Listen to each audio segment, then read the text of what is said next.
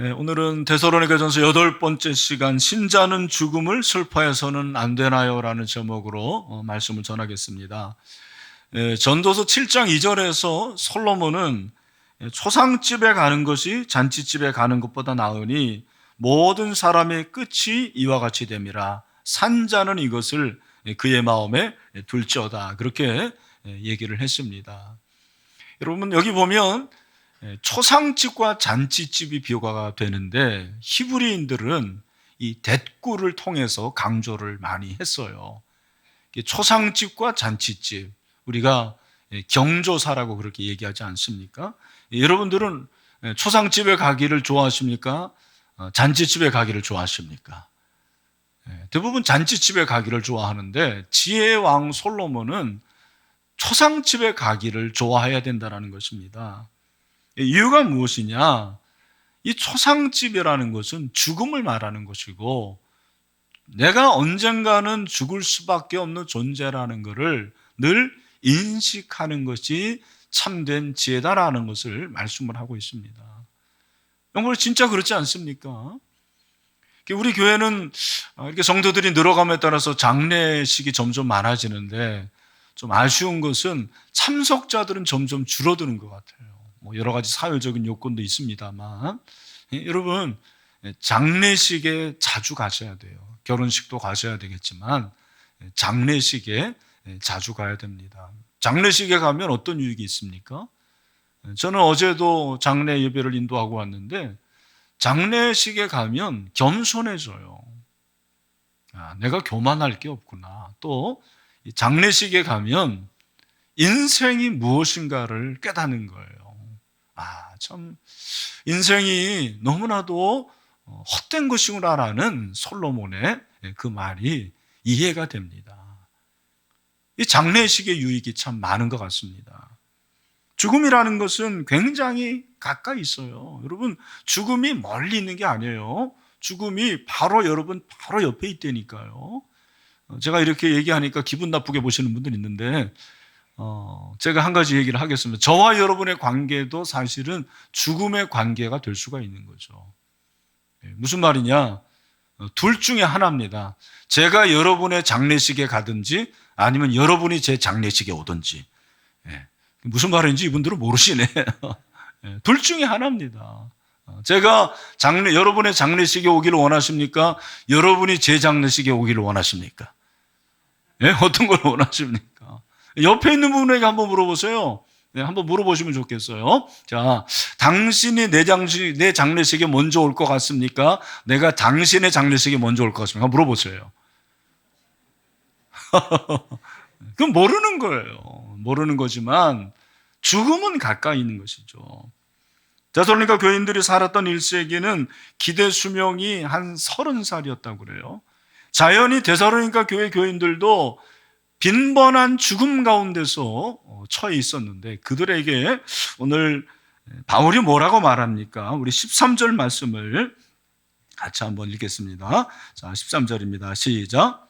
형제들아, 자는 자들에 관하여는 너희가 알지 못함을 우리가 원하지 아니하노니 이는 소망 없는 다른 이와 같이 슬퍼하지 않게 하려 함이라. 아멘. 여러분 13절 말씀을 우리가 잘 이해를 해야 되는데 13절 말씀을 그냥 대충 보고 지금 사도 바울이 죽음에 대해서 슬퍼하지 말라 그러는구나. 그렇게 여러분 이해하시면 안 됩니다. 13절을 정확히 보면 슬퍼하지 말라 그렇게 쓰지 않았어요. 죽음에 대해서 슬퍼하지 말라 그렇게 쓴 게 아니에요. 교인들 중에 자기가 좀 믿음이 있노라고 하면서 장례식에 가서 슬퍼하고 또 울고 있는 그 유가족들에게 집사님 왜 이렇게 믿음이 없어? 천국에 가는 거 좋은 건데 왜 그래? 믿음 좀 있어, 믿음이 없어. 이렇게 말씀하시는 분이 있어요. 가서 그냥 한 대 때려주고 싶어요. 여러분, 슬픈 건 당연한 거예요. 죽은 사람, 내가 사랑하는 사람인데 왜 슬퍼하지 않습니까? 그죠? 예수님도 슬퍼했다니까요. 나사로가 죽었을 때 예수님이 어떻게 하셨죠? 울었어요. 잘하시네요. 요한복음 11장 35절 예수께서 눈물을 흘리시더라. 왜 눈물을 흘리셨어요? 슬프니까. 사랑하는 사람이 죽으니까 슬퍼서 예수님도 눈물을 흘리셨다고요. 여러분 중에 혹시 성경 한 구절도 못 외우시는 분, 희소식, 네, 이 구절은 암송하시길 바랍니다. 예수께서 눈물을 흘리시더라. 네. 영어로 하면 더 쉬워요. Jesus wept. 아주 간단하죠. 예수님이 왜 눈물을 흘리셨습니까? 슬프니까. 성경은 죽은 자에 대해서, 망자에 대해서 슬퍼하지 말라 그렇게 말하지 않아요. 오늘 말씀을 잘 보면 바울이 지금 말하는 게 뭐냐면 죽음에 대해서 슬퍼하지만 신자는 슬픔으로 끝나서는 안 된다 그 말이에요. 슬픔으로 끝나서는 안 된다.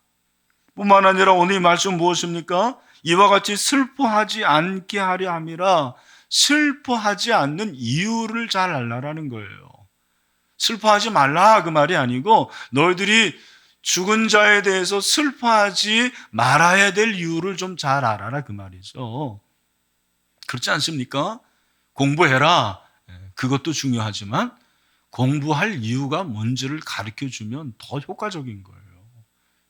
공부해라 그게 아니고 네가 공부해야 될 이유가 이것이다 라고 말할 수 있어야 되는 거죠. 오늘 본문이 그거예요. 왜 우리가 슬퍼해서는 안 되는가? 그 이유를 우리가 살펴봐야 되는 거죠. 두 가지를 바울이 말씀하고 있습니다. 첫 번째 우리가 왜 죽음에 대해서 슬퍼해서는 안 되느냐? 따라합시다. 신자는 죽어도 다시 깨어나기 때문입니다. 네, 여러분 정말 믿으십니까? 네. 오늘 본문에서 죽은 자를 잔다 그랬어요. 자는 자. 자는 자들에 관하여는 이 잔다라는 것이 죽은 자를 말하는 거죠. 성경은 신기해요. 죽음을 잔다 그렇게 얘기를 하는 거예요. 예수님께서도 나사로에 대해서 슬퍼서 우셨지만 나사로가 죽었다라는 소식을 들으실 때 뭐라고 말씀하십니까? 요한복음 11장 11절 말씀, 이 말씀을 하시네 또 이르시되 우리 친구 나사로가 잠들었도다. 나사로가 어떻게 했다고요? 잠들었도다. 그러니까 어떻게 해야 돼요? 깨우러 가야 되는 거예요. 유대인들도 전통적으로 자는 것이라고 그렇게 표현을 해요. 죽는 것을. 다윗 왕이 죽었잖아요. 열왕기상 2장 10절에 보니까 다윗이 그의 조상들과 함께 누웠다고 그랬습니다. 누워서 다윗성에 장사됐다. 그러니까 이 눕다라는 말이 바로 잠들었다라는 말이에요. 성경은 죽음을 잠이라고 얘기해요. 왜 성경은 죽는 것을 잠이라고 했을까? 그 이유가 뭘까요? 아마 여러분들 죽음에 대해서 생각해 보신 분들은 그 답을 쉽게 얻을 수가 있을 것입니다. 저는 하루 중에 제일 행복한 시간이 언제인지 아십니까? 네, 잠자는 시간이에요. 잠자는 시간이 얼마나 좋은 시간인지 몰라. 행복한 시간.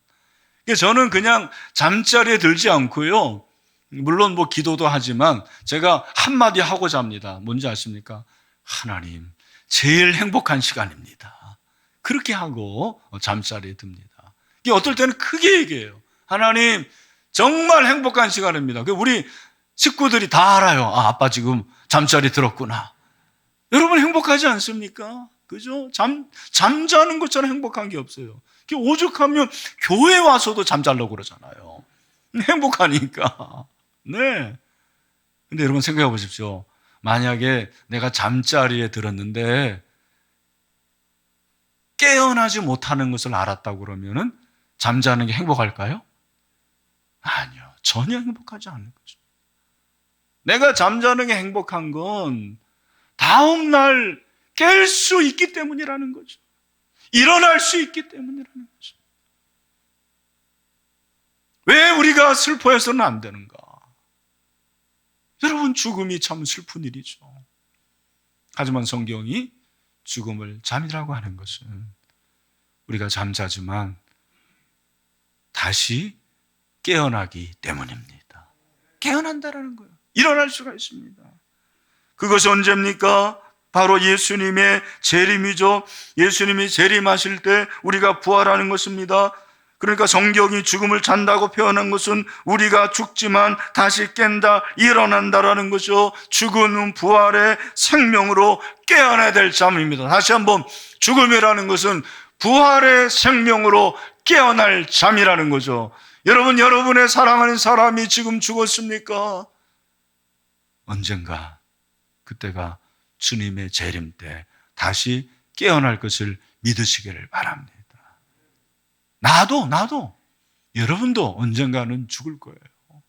하지만 주님 오실 때 저와 여러분이 다시 깨어나게 됩니다. 이게 복음입니다. 당시 이교주의자들은 인간이 죽으면 영원히 깰 수 없다고 생각했어요. 그들은 소망이 없었기 때문에 그렇습니다. 갈로루스라는 시인은 이런 시를 지었더라고요. 한번 들어보세요. 해는 지고 다시 떠오를 수 있지만 우리의 짧은 빛은 일단 사라지기만 하면 영원히 잠자는 끝없는 밤이 있을 뿐이다 그랬어요. 우리는 그렇지 않습니다. 14절에서 바울은 이 사실을 다시 한번 강조를 하고 있습니다. 우리 14절 말씀 같이 읽겠습니다. 시작.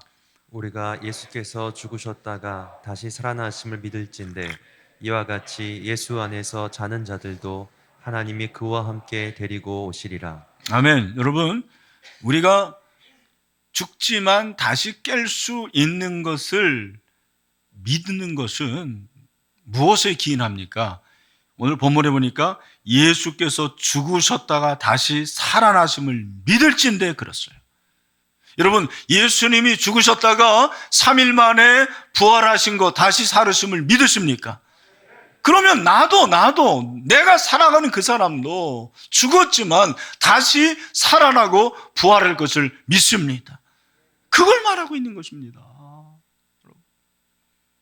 근데 오늘 본문에 보면 이 14절에서 한 가지 좀 특이한 것은 예수님은 죽었다고 그러고 신자는 잠잔다고 그래요. 이게 좀 특이합니다. 이유가 뭐냐? 이런 질문이 좋은 질문이에요. 그래서 F.S. 브루스, 유명한 신약학자죠, 주석에서 이렇게 말했습니다.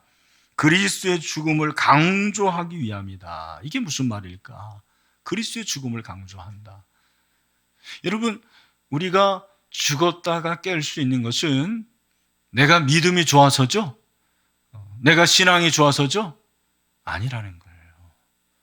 우리가 죽었다가 다시 깰 수 있는 것 한 가지, 예수님께서 나의 죄를 위해서 십자가에 죽으셨고 3일 만에 부활하셨기 때문에 예수님의 십자가로 말미암아 저와 여러분은 죽었다가 다시 깨어나게 됩니다.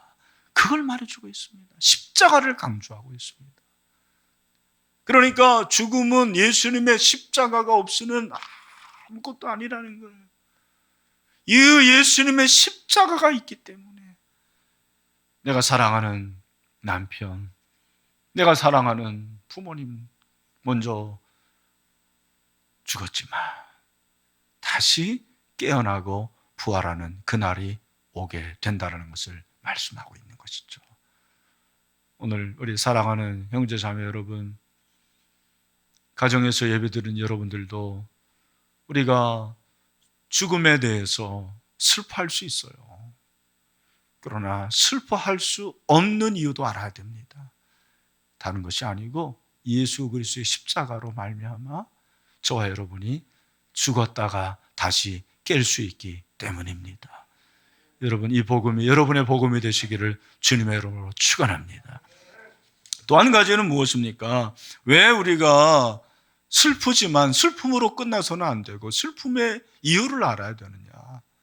우리가 왜 슬퍼할 수 없는 그 이유가 두 번째로 무엇이냐면, 따라합시다. 항상 주와 함께 있기 때문입니다. 뭐라고 했어요? 항상 주와 함께 때문이다. 그렇게 말씀하고 있습니다. 여러분, 15절 말씀이죠. 우리 15절 말씀 같이 한번 읽읍시다. 시작. 우리가 주의 말씀으로 너희에게 이것을 말하노니 주께서 강림하실 때까지 우리 살아남아 있는 자도 자는 자보다 결코 앞서지 못하리라. 아멘. 여러분, 여기 보면 주의 말씀으로 말한다고 그랬습니다. 예수님의 말씀의 권위로, 사도 바울의 말이 아니에요. 예수님의 말씀으로 얘기한다라는 거예요. 주께서 강림하실 때까지 우리 살아남아 있는 자는 뭐예요? 생존 신자입니다. 그 생존해 있는 신자, 우리도 자는 자, 죽은 자보다 결코 앞서지 못한다, 그렇게 말하는 거예요. 여러분, 이 말씀을 잘 이해를 해야 돼요. 쉽지 않은 말씀이죠. 여기서 앞서지 못한다라는 것은 앞지르지 못한다라는 거예요. 우리가 차 운전할 때 앞차가 너무 늦게 가면 어떻게 합니까? 앞지르게 하잖아요. 그걸 말하는 거예요. 예수를 믿는 신자가 두 부류입니다. 예수 믿다가 죽은 사람이 있고 예수님 믿고 현존하는 사람입니다. 그러니까 데살로니가 교인들, 지금 이 편지를 받고 있는 사람들은 둘 중에 어디에 해당되는 거예요? 후자죠. 예수님 믿으면서 살아있는 사람입니다. 그러니까 그 살아있는 신자들보다 죽은 자들이 앞선다. 그럼 뭘 앞서느냐? 그 앞서는 것이 뭔지를 16절 말씀이 우리에게 가르쳐주고 있는 거죠. 16절 뭐라고 그랬습니까? 다 같이 한번 중요합니다. 시작. 주께서 호령과 천사장의 소리와 하나님의 나팔 소리로 친히 하늘로부터 강림하시리니 그리스도 안에서 죽은 자들이 먼저 일어나고, 15절 말씀을 조금 부연 설명하고 있어요. 여러분, 예수님이 재림하실 때는 어떻게 오시느냐? 오늘 본문에 보니까 호령, 천사장의 소리, 하나님의 나팔 소리로 친히 하늘로부터 강림하신다, 그렇게 말씀을 하고 있습니다. 진짜 예수님께서 막 나팔 소리 빰빠밤 하면서 그렇게 오시느냐? 나는 그건 아니라고 생각합니다. 왜 호령과 천사장의 소리와 그리고 나팔 소리라고 그랬느냐? 유대인들은 여러분, 이 천사장이 7명이라고 그렇게 얘기를 해요. 뭐 미가엘, 구리엘 막 그런 천사장들입니다.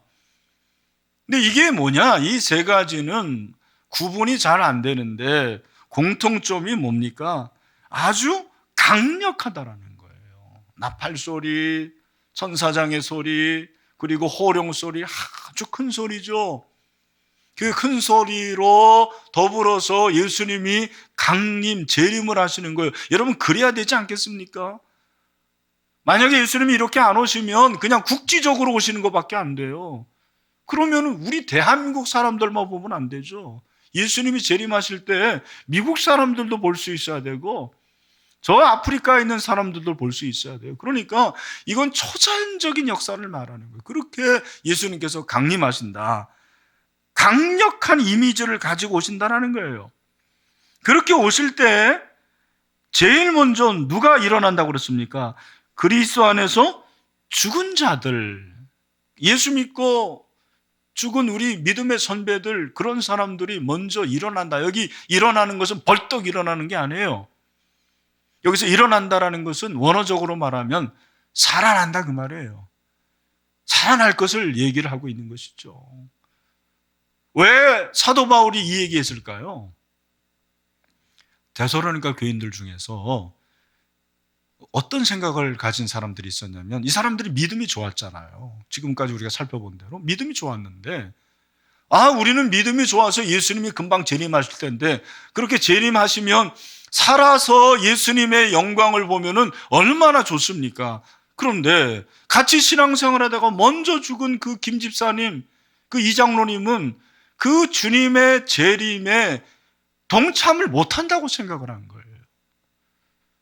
살아있는 신자만 그 영광을 볼 것이다. 그러니까 불이익을 당할 것이라고 생각을 한 거죠. 바울이 말하는 건 뭐예요? 아니다.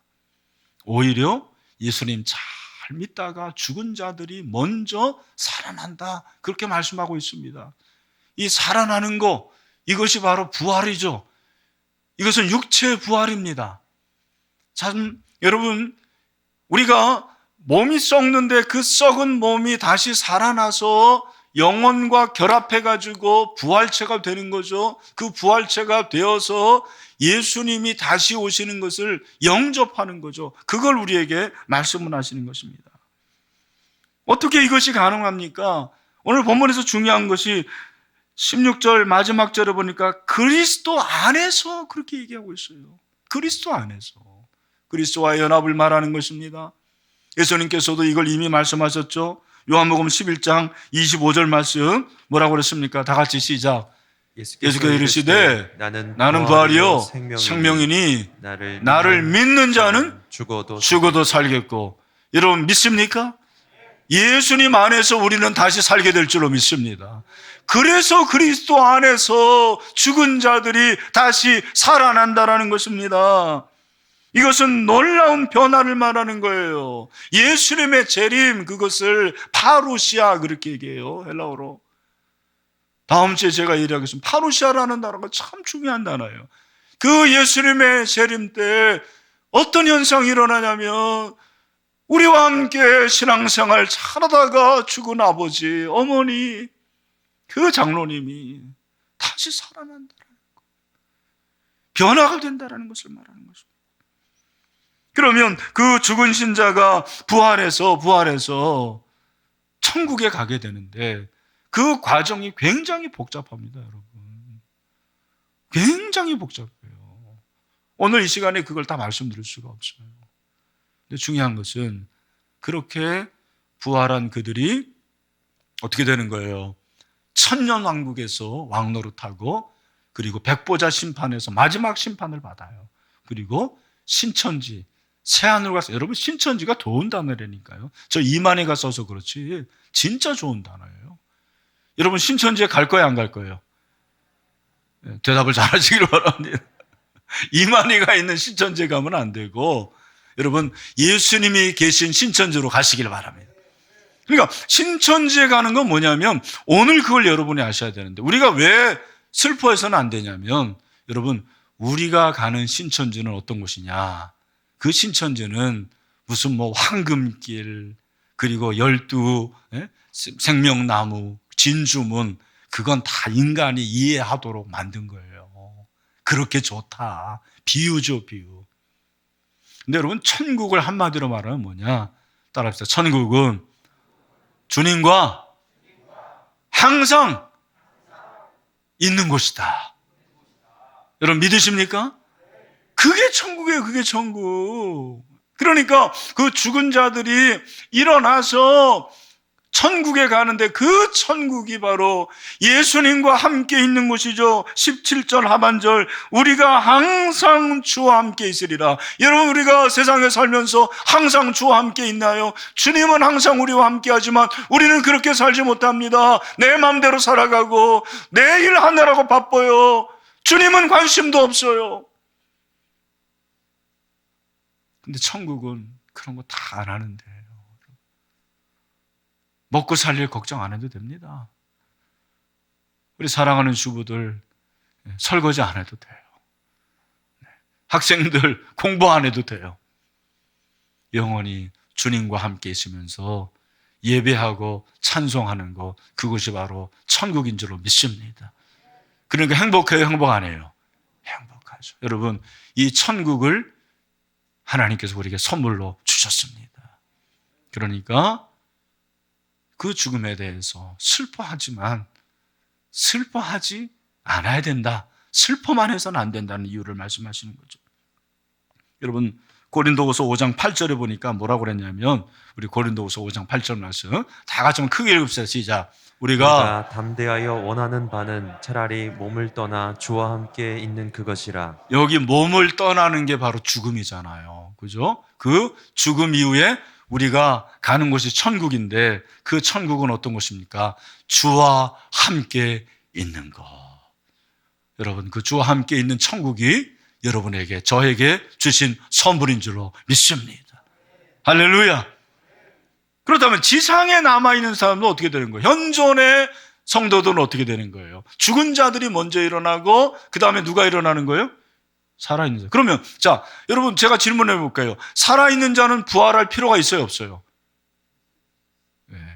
우리가 여러분 부활을 안 하는 거죠. 물론 나중에 이제 부활체로 변하겠지만 우리는 죽지 않았으니까 다시 살아나는 거예요? 그건 없는 거죠. 그럼 어떻게 되는 겁니까? 그래서 하신 말씀이 17절 말씀이에요. 우리 10절 말씀 자, 한번 보시겠습니다. 자, 시작. 그 후에 우리 살아남은 자들도 그들과 함께 구름 속으로 끌어올려 공중에서 주를 영접하게 하시리니. 아멘. 여기 보니까 중요한 게 뭐냐면 우리 살아남은 자들은 살아나는 게 아니라 살아있으니까 그냥 여기 보니까 공중에서 주를 영접하게 하시려고 구름 속으로 어떻게 된다며? 끌어올려. 이 끌어올리는 걸 뭐라고 그래요? 휴거라고 그러는 거예요. 아시는 분이 있네. 이걸 휴거라고 그래요. 들어보셨죠? 여러분, 이 휴거가 어떤 분은 이게 영어라고 생각하는데 이거 한자어예요. 휴거가. 이 휴거 한자어로 뜻이 뭡니까? 이끌 휴자에 들 겁니다. 낚아채다. 이끌어 올라가다. 라틴어로 라토인데 이게 바로 랩처가 나오죠. 이 랩처가 휴거예요.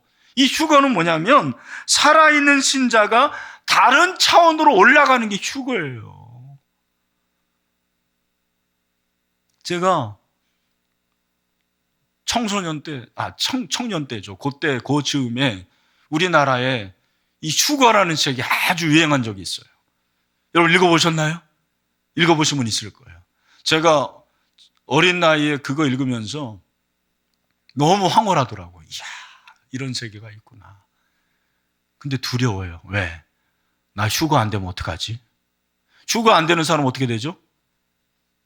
죽어요? 안 해요. 7년 대환란을 겪어야 돼요. 그러니까 예수를 잘 믿는 사람들은 예수님이 재림하실 때 끌어올려 갑니다. 휴거가 돼요. 하지만 예수님 제대로 믿지 않는 사람들 있잖아요. 이 종교인들, 이런 사람들은 7년 대환란을 겪고 거기서 이기면 천년왕국이 있는 거고 천년왕국에서 왕노릇하고 아까 말씀드린 대로 심판받고 백보자에서 그리고 신천신지에 들어가는 거예요. 자, 여기서 중요한 게 뭐냐면 휴거가 과연 언제 일어날 것이냐. 이거는 굉장히 어려운 문제입니다. 여러분 잘 들으십시오. 사후의 세계에 대해서 너무 자세히 알려고 하지 마세요. 왜? 성경이 자세히 얘기하지 않고 있어요. 성경이 자세히 얘기하지 않고 있는 이 사후의 세계를 너무 강조하는 집단을 뭐라고 그래요? 이단이라고 그러는 거예요. 사후 세계는 중요한 원리만 알면 되는 거예요. 우리가 지금 부활했다. 그리고 우리가 다시 휴거된다. 그래서 갈 곳이 천국인데 이 휴거가 7년 대환란 전, 7년 대환란 중간, 7년 대환란 후, 그래서 학자들이 한 세 가지 부류로 나뉘는 거예요. 뭐가 옳으냐? 몰라요. 모릅니다. 중요한 것은 환란, 7년 대환란을 겪지 않고 휴거된 사람들이나 그리고 죽어서 부활된 사람들이나 다 같이 결국 궁극적으로 가는 곳이 어디입니까? 천국인데 그 천국은 어떤 곳이라고요? 다시 한번, 주님이 나와 항상 함께, 중요한 게 항상이에요. 항상 함께 하는 거. 여러분, 우리가 그 주님이 항상 함께 하는 곳에 가게 될 줄로 믿습니다. 행복하세요? 행복하죠. 근데 어떤 사람들이 이게 안 믿어져요. 동화 같은 얘기 같죠. 그래서 믿음이 필요한 거예요. 믿음은 어린아이 같은 자에게 주시는 선물이에요. 예수님이 말씀하셨습니다. 마태복음 11장 25절, 천지의 주제이신 아버지, 이것을 지혜롭고 슬기 있는 자들에게는 숨기시고 어린아이들에게는 나타내심을 감사합니다. 복음의 진리는 나 많이 배웠어. 나 그래도 학위 있어. 나 이성적이야. 이런 사람들은 받아들이기 어려워요. 어린아이 같이 이렇게 동화 같은 얘기가 아니죠. 이게 우리가 잘 몰라서 그렇지 분명히 그런 일들이 일어날 것이거든요. 그래서 그걸 받아들이는 거예요. 결론적으로 뭐냐? 그렇게 우리가 주님과 함께 영원히 있는 그곳에 갈 텐데, 또 죽어서 천국에 간 분들도 그런데 결론적으로 18절이죠. 18절 다 같이 읽겠습니다. 시작. 그러므로 이러한 말로 서로 위로하라. 아멘. 그러므로 결론이잖아요. 이러한 말이 뭐예요? 다른 게 아니라는 거예요. 여러분들 장례식에 가서 누군가를 위로할 때 다른 말 할 필요 없어요. 반드시 깨어나게 될 줄로 믿습니다. 그 말도 잘해도 또 깨다 그러면 안 되니까 부활할 줄로 믿습니다. 그렇게 하고요. 그리고 여기서 중요한 게 뭐냐면 예수님이 재림하실 때 우리가 살아나잖아요. 그리고 죽은 자도 살아나면 예수님을 만나는 만남이 있어요. 그게 바로 17절에 주를 영접, 이 영접하다라는 단어가 만난다라는 헬라어 단어예요. 이게 또 하나 함께 하는 게 뭐냐면 죽은 자들을 우리가 제외할 수 있다라는 것입니다. 이게 놀라운 축복이라는 거예요. 그러니까 우리가 슬퍼하지 말라라는 것입니다. 그러니까 이런 말로 위로하라는 것은 다른 게 아니고, 우리 집사님 남편 돌아가셨지만 부활하게 될 것입니다. 그리고 우리가 천국에서 다시 만나게 될 것입니다. 그런 얘기 하라는 거예요. 그죠? 그렇게 위로하라는 것입니다. 저는 우리 신일교회 모든 성도들이 이러한 믿음이 있게 되기를 주님의 이름으로 축원합니다. 제가 좋아하는 그 신학자 중에 한 사람이 몰트만이라는 신학자입니다. 이 위르겔 몰트만이라는 신학자는 독일 신학자예요. 사실은 이제 독일 신학은 자유 신학이 많습니다. 그런데 그 신학자들 중에서 아주 복음적인 신학자가 이 몰트만이라는 신학자인데 희망의 신학으로 유명하죠. 근데 이 몰트만이 어느 날 제자에게 물어봤답니다. 자네 내가 죽으면 내 묘비에 뭘 쓸 것 같나? 그랬더니 교수님 당연히 출생일과 사망일을 쓰지 않겠습니까? 그랬더니 몰트만이 Nein, 아니다. 나는 내가 죽으면 내 묘비에 출생일과 부활 날짜를 쓸 것이다. 그랬어요. 부활 날짜 언제지 모르죠. 근데 자기가 죽는 날이 부활할 날이라고 그렇게 믿음을 가진 거예요. 이 교수가 이런 믿음을 가지게 된 계기가 2006년도에 아내가 먼저 죽었어요. 엘리자베스가 먼저 죽었습니다. 그때 이 죽음이라는 것이 개인적인 것이구나. 그리고 죽음 이후에 생명이 있구나. 영생의 세계가 있다는 걸 그 확신을 하게 된 거예요. 그래서 이분이 이 죽음 사후에 생명이 있는 것을 아주 강조를 하게 된 거죠. 여러분도 그렇지 않습니까? 저도 이제 글쎄요, 이렇게 어르신들 앞에서는 죄송한 말입니다만 죽음을 생각하지 않을 수 없는 나이가 되는 것 같아요. 문득 제 아내가 이렇게 자고 있는 모습을 보면 우리도 언젠가는 사별할 때가 올 텐데 어떻게 살지? 그런 생각이 들어요. 어떻게 살아가나. 그래서 어떤 부분은 금술이 너무 좋아가지고 합의를 했어요. 우리 같이 죽자, 같은 날. 여러분, 둘은 좋을지 모르자면 자녀들이 얼마나 슬퍼하겠습니까? 아주 이기적인 생각입니다. 또 하루차로 죽자. 쌍초상 납니다. 그것도 좋은 게 아니에요. 다 하나님의 손에 있는 것입니다. 우리 부부들, 여러분 같이 죽을 생각하지 말고 살아있을 때 잘하시길 축원합니다. 살아있을 때 잘하세요. 제가 오늘 이 설교를 하려고 그러는지 참 일부 예배 전에 집에서 오는데 저는 CBS 6시에 그 영어 찬송이 나오는 걸 참 좋아해요. 근데 거기에 청취자 한 분이 사연을 보냈어요. 오늘 지난주에 남편이 간암으로 천국에 갔는데 우리 남편 천국에서 잘 있겠죠. 그렇게 보내온 거예요.